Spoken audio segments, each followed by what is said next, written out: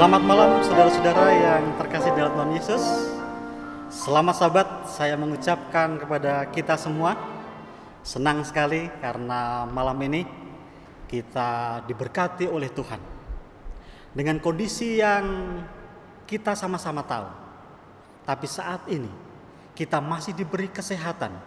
Ini semua merupakan berkat yang luar biasa, karena ini semua hanya anugerah daripada Tuhan. Saudara-saudara yang terkasih dalam Tuhan Yesus, ini merupakan sejarah bagi kita semua, terkhusus untuk jemaat Ngemingan 53. Kenapa saya sampaikan bahwa ini adalah sejarah? Karena saat ini saudara dan saya menikmati ibadah bukan lagi di gereja, tetapi di rumah masing-masing.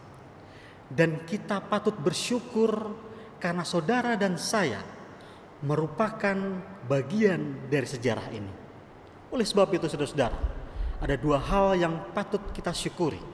Yang pertama, kita masih diberikan kesehatan dengan kondisi yang sekarang ini, di mana banyak sekali berita-berita yang sudah kita dapatkan. Dan yang kedua adalah, saat ini saudara dan saya merupakan bagian sejarah, karena sejak saya lahir sampai saat ini belum pernah gereja kita melakukan ibadah melalui media elektronik. Oleh sebab itu saudara-saudara, sebelum kita merenungkan firman Tuhan, saya ingin mengajak saudara untuk mengundang roh Tuhan hadir dalam ibadah Vesper pada malam hari. Kita sama-sama berdoa. Tuhan, Bapa kami yang bertata dalam kerajaan surga yang mulia, kami datang menghadap kehadirat-Mu Tuhan. Kami bersyukur Tuhan, karena Tuhan masih menganugerahkan kepada kami kesehatan hingga saat ini Tuhan. Dan sebentar kami akan mendengarkan renungan buka Sabat. Kiranya renungan ini menjadi bagian dalam kehidupan kami. Di dalam nama Yesus kami berdoa dan mengucap syukur. Amin. Saudara-saudara yang terkasih dalam Tuhan Yesus, ada satu topik besar saat ini. Satu topik di mana semua orang membicarakannya. Bukan hanya pegawai kantor, bukan hanya pemerintahan, bahkan seluruh dunia mengatakan satu topik besar ini. Bukan hanya ketika kita berbelanja, bukan hanya ketika kita di tempat-tempat lain, dimanapun kita berada, satu topik ini menjadi bahan perbincangan. Ya, betul sekali. Betul, satu topik mengenai wabah COVID-19 atau yang sering sekali kita sebut corona. Dan sahabat, hari ini saudara-saudara, saya ingin mengajak saudara dan saya untuk merenungkan satu topik, yaitu corona vs kasih. Ketika membicarakan mengenai satu fenomena ini, ada beberapa hal yang menjadi pusat pemikiran saya, baik itu positif ataupun negatif. Minimal ada dua hal yang saya perhatikan mengenai topik ini, mengenai situasi ini. Dua topik positif dan dua topik negatif. Baik, saya perhatikan ketika kita mendengar dan membahas mengenai ini. Satu topik yang luar biasa ini mengakibatkan dua hal positif yang saya lihat. Positif yang pertama, bahwa pada saat ini ternyata tingkat kesadaran kesehatan manusia meningkat. Kenapa saya katakan bahwa tingkat kesadaran kesehatan meningkat? Karena saudara-saudara, kalau kita boleh melihat di lingkungan kita, saya sering perhatikan ketika pagi hari banyak orang yang melakukan berjemur diri. Bukan hanya anak-anak, bukan hanya orang tua, tetapi orang dewasa, orang tua, anak-anak, semua saat ini seringkali berjemur diri. Tingkat kesadaran kesehatan mereka itu meningkat. Mereka ingin sehat dengan berjemur diri. Kalau dulu sebelum ada wabah COVID-19, orang malas untuk berjemur. Tapi saat ini saudara boleh perhatikan, dimanapun pasti saudara akan menemui ketika pagi hari banyak orang yang berjemur. Kemudian bukan hanya berjemur, saat ini banyak orang yang suka untuk memakan atau meminum hal-hal yang menyehatkan tubuh. Baik itu minuman dari rempah-rempah, dari empon-empon. Banyak orang yang suka sekarang untuk minum jamu. Banyak orang sekarang suka makan sayur. Jadi hal ini bisa menyebabkan hal yang positif.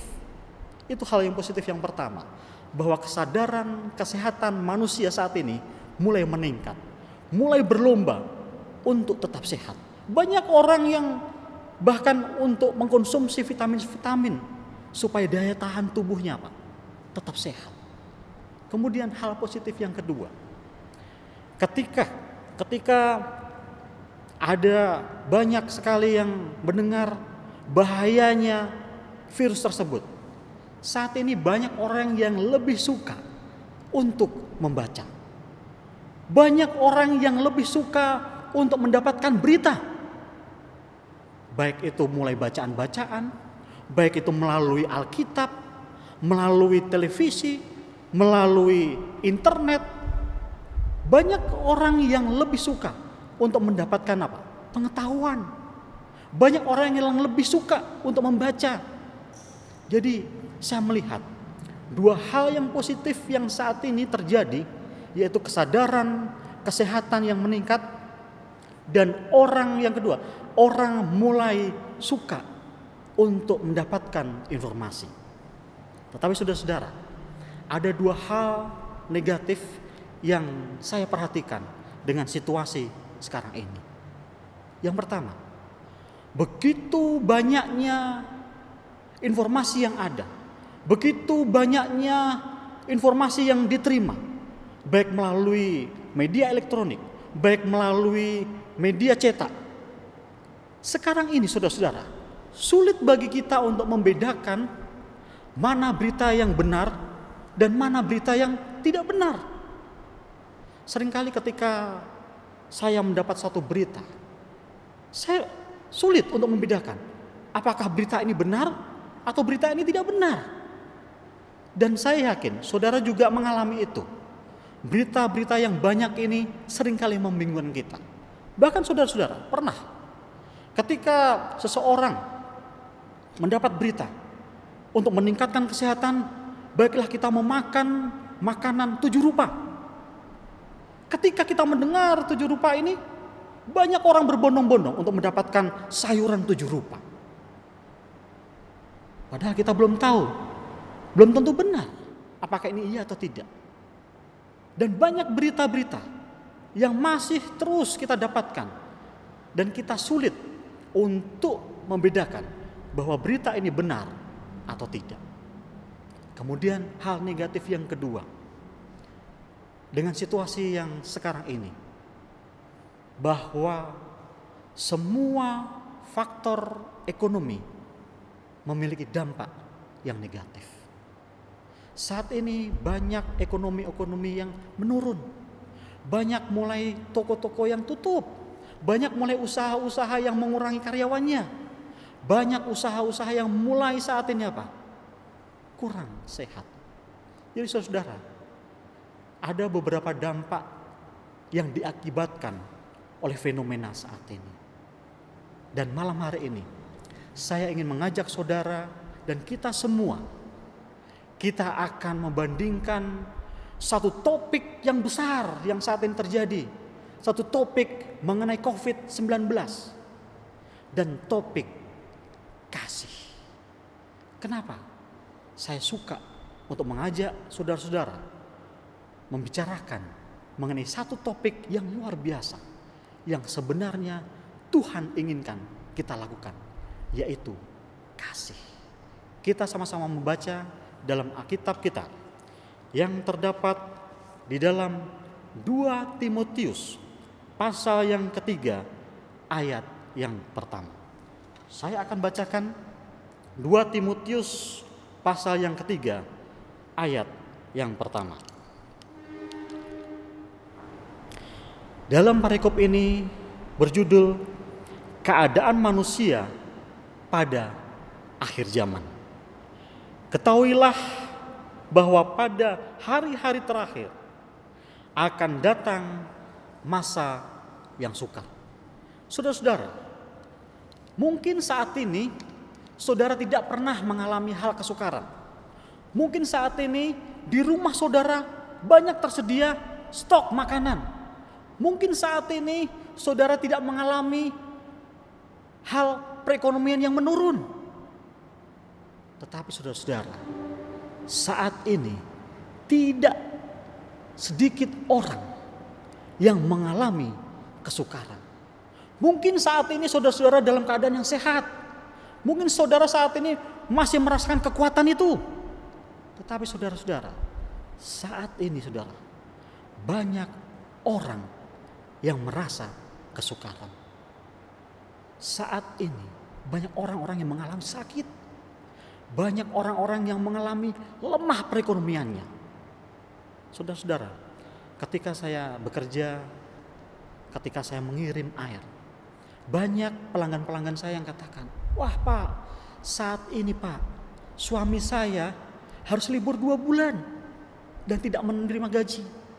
Dan saya harus terpaksa berhenti di pekerjaan saya untuk menjaga toko dalam waktu yang tidak ditentukan. Kami berdua sudah semakin susah Pak dalam hal perekonomian." Saudara-saudara, banyak orang yang saat ini juga mengalami sakit. Banyak orang yang mengalami kecemasan. Dan saat ini saudara-saudara, saya ingin merenungkan satu topik, yaitu mengenai kasih. Kalau kita baca di dalam Alkitab kita yang terdapat di dalam 2 Timotius pasal 3 tadi saudara-saudara. Saya tidak akan bacakan semua. Di ayat yang kedua sampai ayat yang ke-5. Saudara akan menemukan bagaimana ciri-ciri keadaan manusia pada akhir zaman. Apa ciri-ciri manusia pada akhir zaman? Saudara bisa lihat di situ. Saudara bisa lihat secara detail. Kalau saya catat, ada 19 ciri-ciri orang pada akhir zaman. Mungkin saudara dan saya tidak semua tergambar di situ. Mungkin saudara tidak ada semuanya di situ. Mungkin saya juga tidak ada semuanya di situ. Tetapi saudara-saudara, ketika saya merenungkan dengan seksama, ketika saya baca perlahan-lahan, maka saya mendapatkan ada beberapa sifat yang ternyata ada pada diri saya. Ternyata ada ciri-ciri manusia yang terdapat di dalam firman Tuhan ini yang ada pada diri saya. Dan salah satu contohnya di dalam ayat yang ketiga, bagaimana manusia tidak tahu mengasihi. Saudara-saudara, bagaimana bisa seseorang mulai tidak memiliki kasih? Bagaimana seseorang bisa kehilangan kasih? Kita akan membahas lebih lanjut bagaimana seseorang untuk saat ini bisa kehilangan kasih, dan bagaimanakah ini semua bisa terjadi kepada kita semua. Kita akan bahas lebih lanjut melalui firman Tuhan. Tapi saudara-saudara, sebelum kita membahas lebih lanjut, kita perlu bersyukur Tuhan ketika kita ada di jemaat ini. Ternyata saudara-saudara, banyak orang-orang yang memiliki kasih lebih. Banyak saudara-saudara kita yang memiliki kasih yang luar biasa. Saudara-saudara, ketika kita sudah membaca firman Tuhan mengenai kasih, kita sudah memiliki gambaran ciri-ciri manusia di akhir zaman. Ada 19 ciri-ciri, dan salah satunya tadi bahwa manusia di akhir zaman tidak memiliki kasih. Tapi kita bersyukur saudara-saudara bahwa kita berada di jemaat Ngemingan ini. Semua orang memiliki kasih saudara-saudara. Tapi saya ingin malam ini mengajak lebih lagi untuk merenungkan kenapa pentingnya arti kasih untuk kita lakukan. Kita baca di dalam Alkitab kita yang terdapat di dalam 1 Korintus pasal yang ke-13 ayat pertama hingga ayat yang ketiga. Saya tidak akan membaca seluruhnya, saya akan potong beberapa bagian ayat pertama hingga ayat yang ketiga. 1 Korintus 13 berjudul kasih. Sekalipun aku dapat berkata-kata dengan semua bahasa manusia dan bahasa malaikat,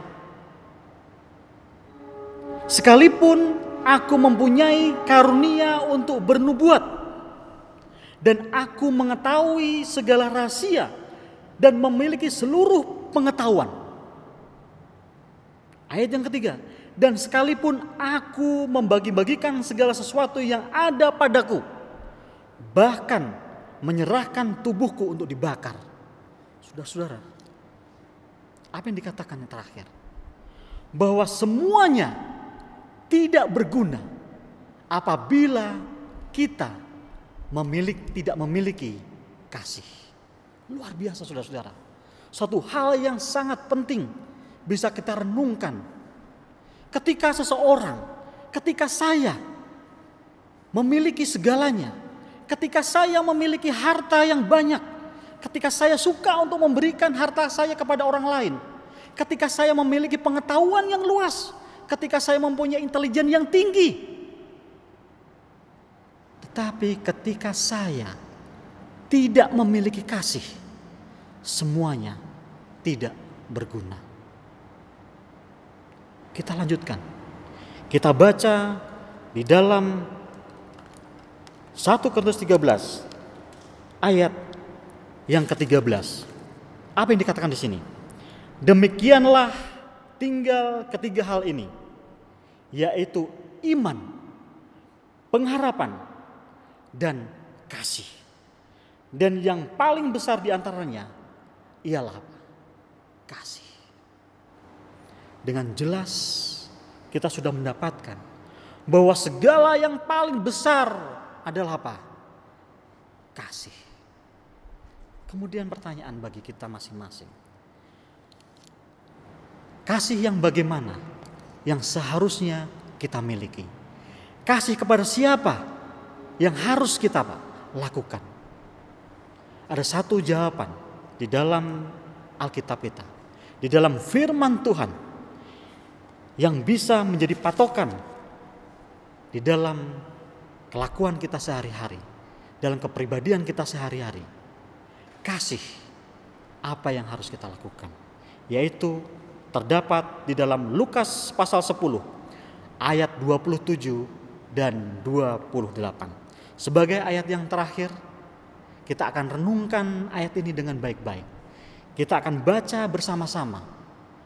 Kasih kepada siapa? Kasih yang bagaimana yang harus kita lakukan? Lukas pasal yang ke-10 ayat 27 dan 28. Dikatakan di sini, jawab orang itu, kasihilah Tuhan Allahmu dengan segenap hatimu, dan dengan segenap jiwamu, dan dengan segenap kekuatanmu, dan dengan segenap akal budimu, dan kasihilah sesamamu manusia seperti dirimu sendiri. Jadi saudara-saudara yang terkasih dalam Tuhan Yesus, biarlah kita mengasihi Tuhan kita dengan segenap hati dan jiwa kita, dengan segenap kekuatan kita.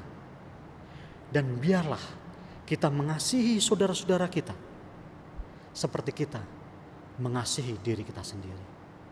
Ada satu kesaksian sebagai penutup renungan malam hari ini.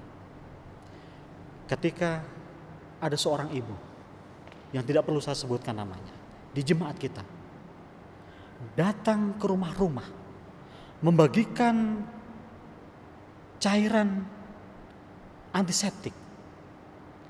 Datang ke rumah-rumah untuk membagikan itu. Dengan tujuan apa?